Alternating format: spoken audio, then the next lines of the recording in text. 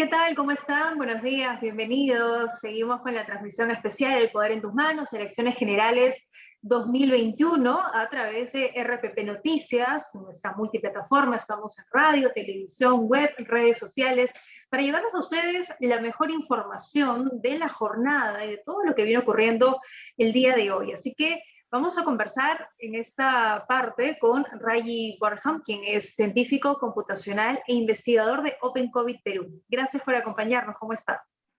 Hola, buenos días. ¿Qué tal?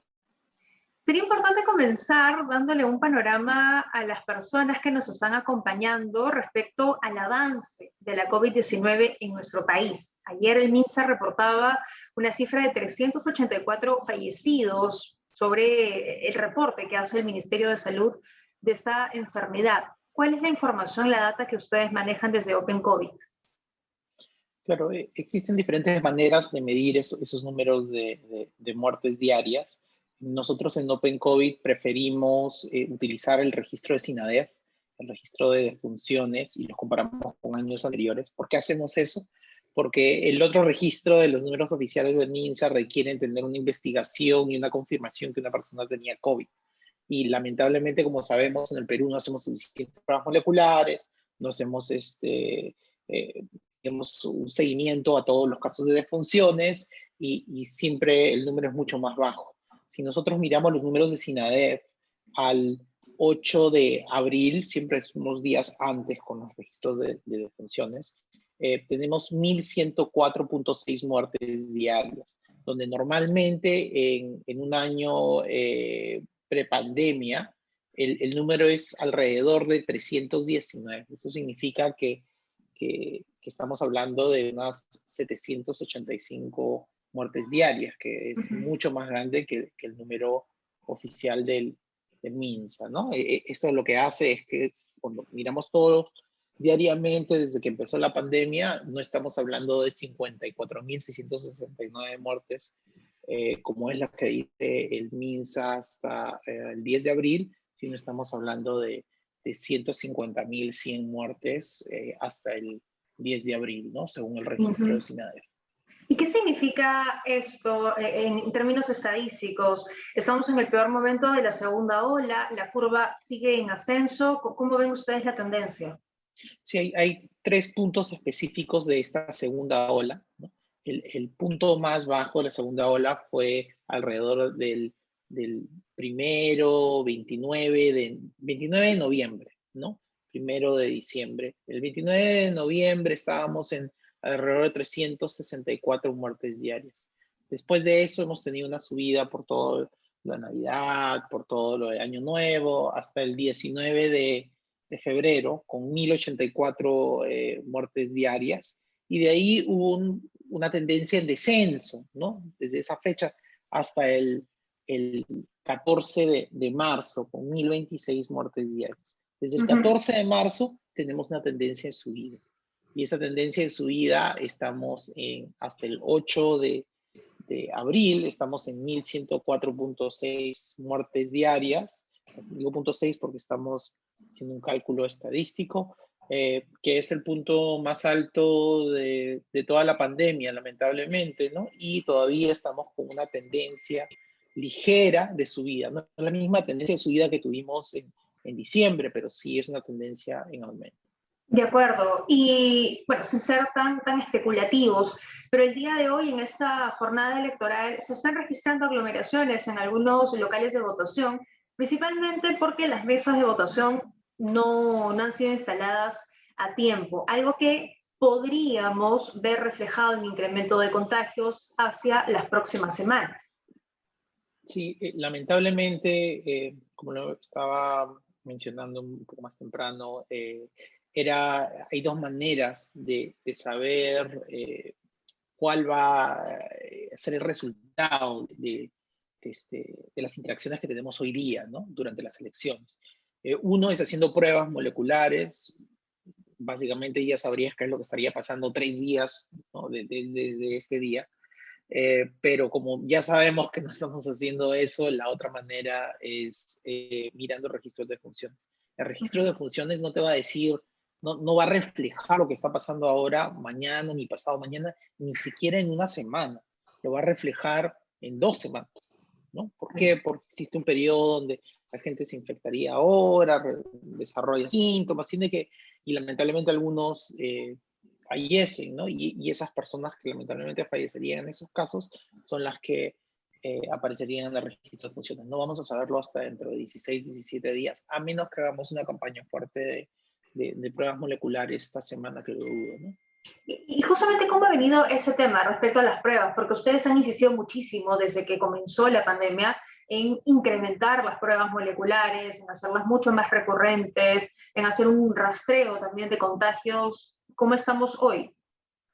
Sí, bueno, si comparamos con el comienzo de esta pandemia, o sea, realmente sí ha habido un aumento considerable de la cantidad de pruebas moleculares, ¿no? O sea, Ujú. si comparamos lo que hacíamos el año pasado con lo que hacemos ahora, hay una variación alrededor de 30.000 pruebas diarias, ¿no? Cuando haces un promedio, porque hay días que tienes 35.000 pruebas y hay otros días que tienes 20.000 pruebas, ¿no? Por ejemplo, el 10 de abril, ayer tuvimos 35.000, ¿no? Pero si miramos unos días más atrás, al 8 teníamos 12.000 pruebas, 13.000 pruebas moleculares. Entonces hay una diferencia grande, ¿no? En promedio sí es verdad, estamos haciendo alrededor de 30.000, más o menos, 31.000, pero necesitamos hacer pues casi el triple de esas pruebas, ¿no? Entonces hasta que tengamos eso, lamentablemente la manera de medir tendencias correctamente va a ser con el sistema de funciones.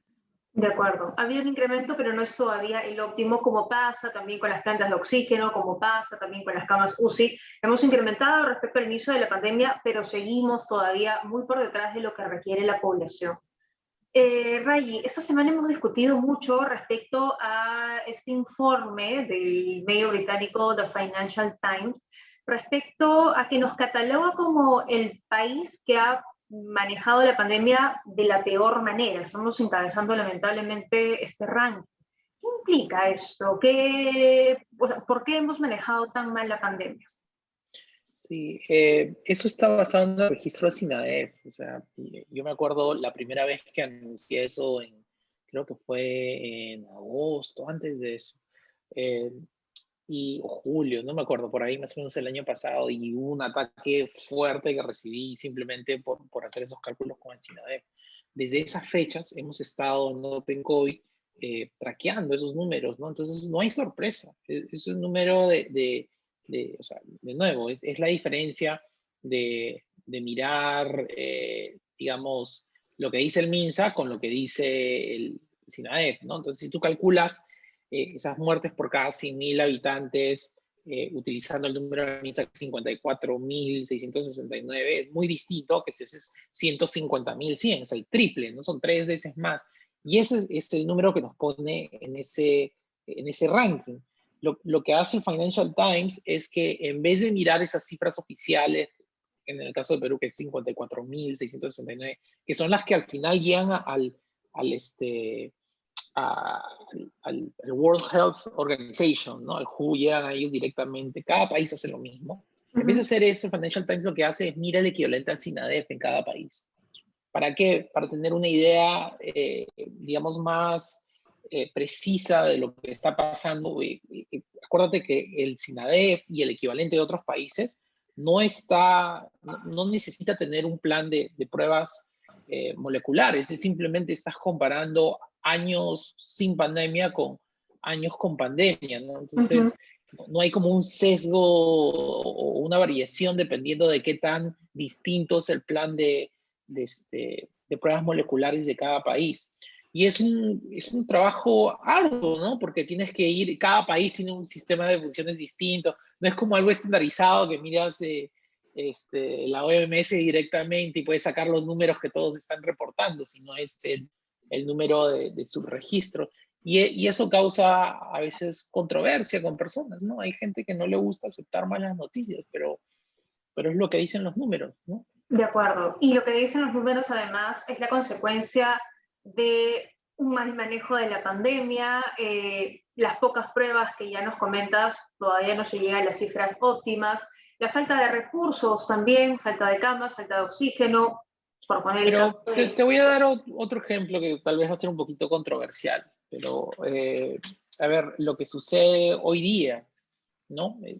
Tú vas a tu centro de votación y en tu centro de votación tienes, es verdad que se han puesto toldos, y es verdad que el OMPE ha intentado hacer lo mejor que han podido, pero tienes, digamos, patios que están abiertos Ujú. y tienes, yo he visto, he ido, hoy en la mañana cuando estaba corriendo, fui a correr a ver 3 diferentes locales de votación para ver cómo estaban, ¿no? Me aproveché una vuelta y lo que notaba eran patios grandes, vacíos, ¿no? Y los, digamos, los salones es donde estamos haciendo la votación, Locales ¿no? En vez de cerrados. hacerlo fuera, entonces es un espacio cerrado. Entonces estás arriesgando por gusto. Yo entiendo que existe una logística, bueno, necesitaría sacar maneras de sacar los enchufes hacia afuera, sí, entiendo todo eso, pero el hecho de hacerlo en espacios cerrados y no hacerlo en espacios abiertos, cuando tienes el espacio abierto y es una logística un poco más distinta, eso no es nuestra culpa, eso no es culpa de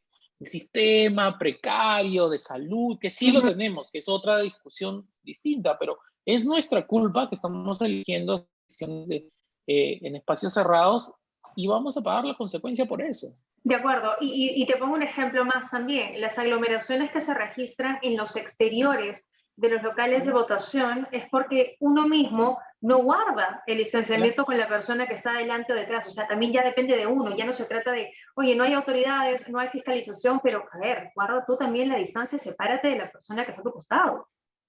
Sí, yo creo que aparte de eso, aparte de guardar la distancia, eso no es tanto la preocupación. Yo pienso que no va a ser tanto, o sea, las personas se están haciendo cola afuera, se están guardando los aforos, ese no va a ser tanto el problema. El problema va a ser más, honestamente, en mi opinión, para los miembros de mesa, ¿no? Los miembros de mesa Claro. son las personas que están en los espacios cerrados por bastante tiempo. O sea, es la fórmula para aumentar el riesgo. Ya sabemos que eso va a suceder, ¿no? Entonces tú pones ahora nos estamos quejando de que muchas personas no están yendo a su centro, a ser miembros de mesa, su deber cívico, pero o sea, tienes que aceptar que si estás poniendo a una persona en una situación, en un espacio cerrado, le estás poniendo un espacio cerrado donde no le estás poniendo ventilación y no tienes una manera de arreglar esa logística, de quejarte, de anular, de mover esa mesa afuera, no puedes hacer eso,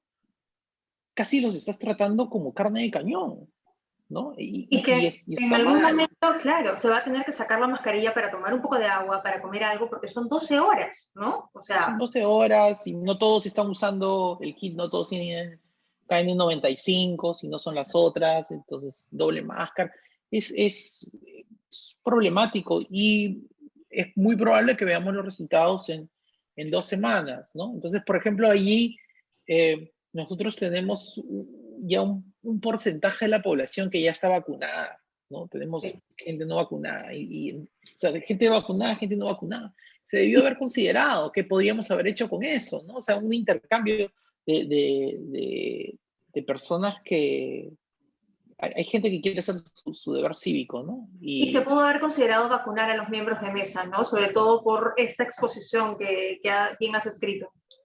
sí, y si no es eso, mira, tenemos un alto porcentaje, he estado viendo todos los días personas que se han estado vacunando de diferentes colegios, de diferentes médicos. Yo sé que Sí. existen unos días, desde el momento que te vacunas, sí, necesitas esperar unos días hasta que ya aumente la efectividad.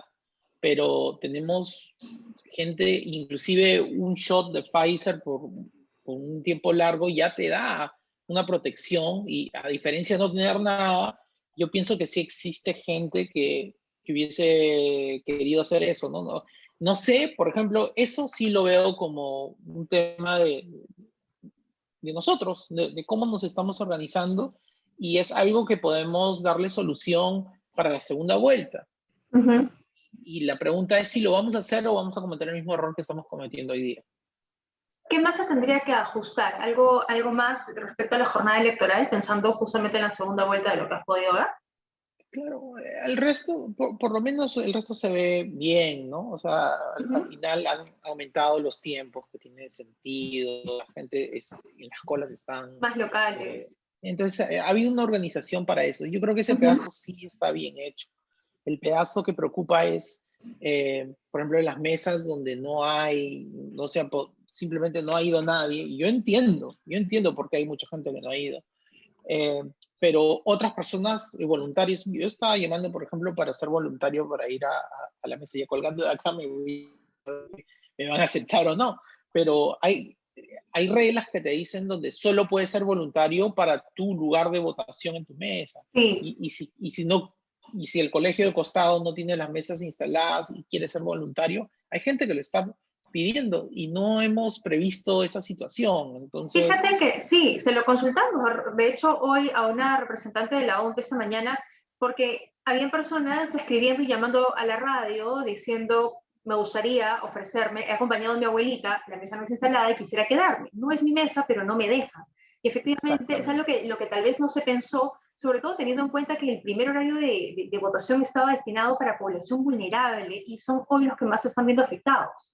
Exacto, exacto. Mira, yo he estado poniendo esto en Twitter, ahora voy a ver si es que me van a dejar ir a otro lado, pero digamos que esas sí son cosas que se pueden prever. A mí me han llegado en Twitter bastantes imágenes de personas que están en lugares que tú miras la ventana y dices, en ese lugar no debería de existir votación. Entonces, ha habido un filtro previo que se ha hecho, pero lamentablemente muy relajado, porque yo he visto ejemplos de lugares que han sido aceptados que no debieron haber sido aceptados para ser un lugar válido de votación. Y ahí están, ¿no? Entonces pone a las personas que quieren ejercer su derecho cívico de realmente ser miembro de mesa, los pones en riesgo, ¿no? Y Sí. ahí es un problema. Para ir finalizando, Rayi, independientemente de quién sea presidente o presidenta, va a tomar las riendas de un país en una situación bastante complicada.